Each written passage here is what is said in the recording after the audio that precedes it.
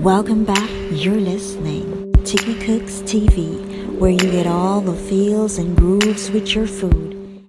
Wagwan, my lovely taquitas, welcome back to my channel. I want to thank you for your support thus far, and if you're just joining me, hello there. What are you waiting for? Go ahead, hit that subscribe button if free, and don't forget to give me a thumbs up, leave a comment, don't be shy, and most importantly, share with all of your wonderful friends, them your good up friends, them, because God love when you share.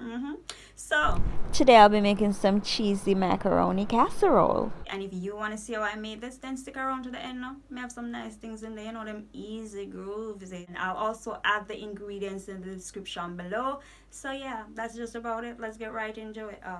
I don't want to toot my own arm, but it have a buzz. It have a buzz.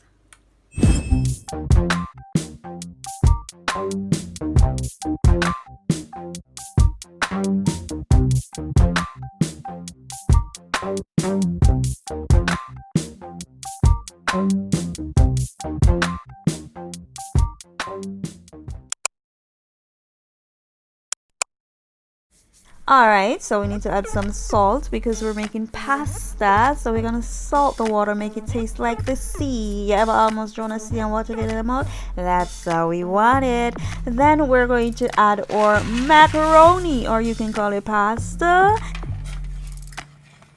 Then we're going to leave it al dente, just like this. We don't want it to be soft because it's going to cook in the oven, so we're going to rinse it under some cold water after we remove it to stop the cooking process, in order for it to cook correctly when it's in the oven and not get overcooked and be mushy, because we don't want no mushy around here.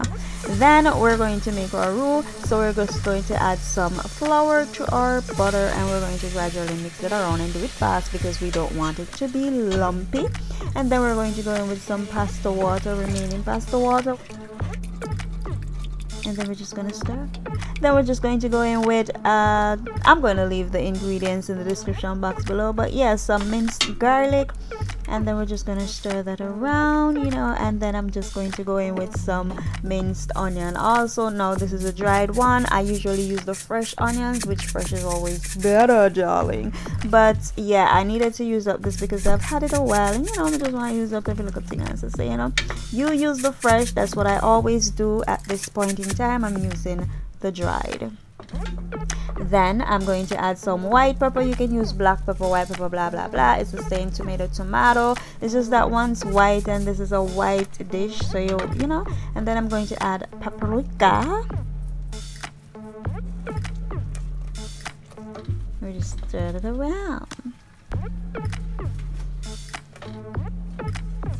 Then we're just going to go in now with our heavy cream. You can add all milk, but the heavy cream makes it more richer, and we like our food to be rich because we're poor, so you know, we have to have a little farmer richness. Then I'm just going to add some evaporated milk. Once again, you can use whole milk, or if you're lactose intolerant, use a substitute. I'm adding a little bit of sugar now. This isn't going to be sweet, it's still going to be savory, but the sugar is just to balance all that cheese that's going to go in there. Speaking of cheese, I am going in with some cheddar cheese. I don't know if it's sharp mal or whatever. It was just a block of anchor and I shredded it, which, by the way, if you shred your own cheese, it melts superb. It melts better than if you buy the pre-shredded, which is covered with something. I don't know what it's covered with, but yeah. Then I'm going in with some white cheddar, which I also shredded from the block form.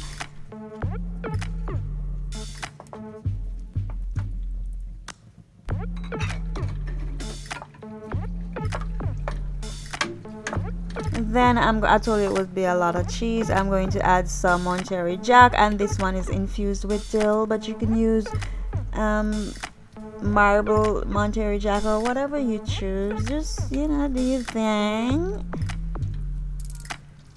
Alright, I know I said something about shredded cheese, but come on, we're just gonna add a little extra. So this is an Italian 6-cheese blend. It has the like mozzarella, provolone, Asiago, 3 more other things I don't remember right now. But yeah, we're just gonna stir it around.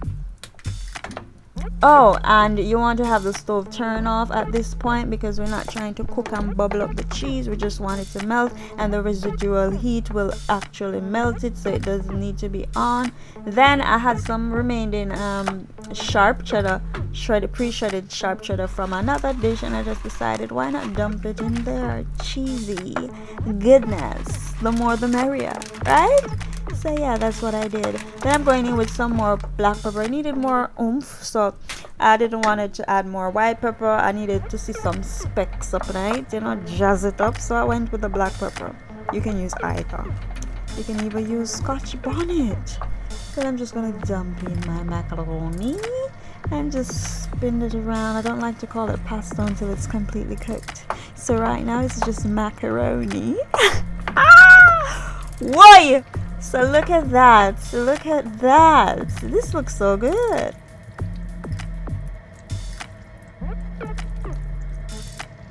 Anyway, I'm just adding some garlic butter to some butter, which is not actually butter, it's margarine, but you know we love the butter, but yeah, maybe the garlic spread is butter. But and then I'm going to add some fresh thyme. Now you see that little bit left back in the cup. I actually went and used it.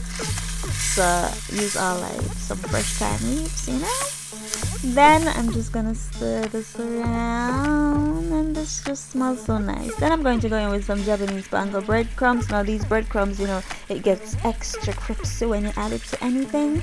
Let it be extra crunchy. Yeah. Anyway, I'm just gonna stir that, toast it, you know, bring it around. If you hear anything, that's the vehicle passing. And then I turn the heat off, and I'm just, you know, bringing it together.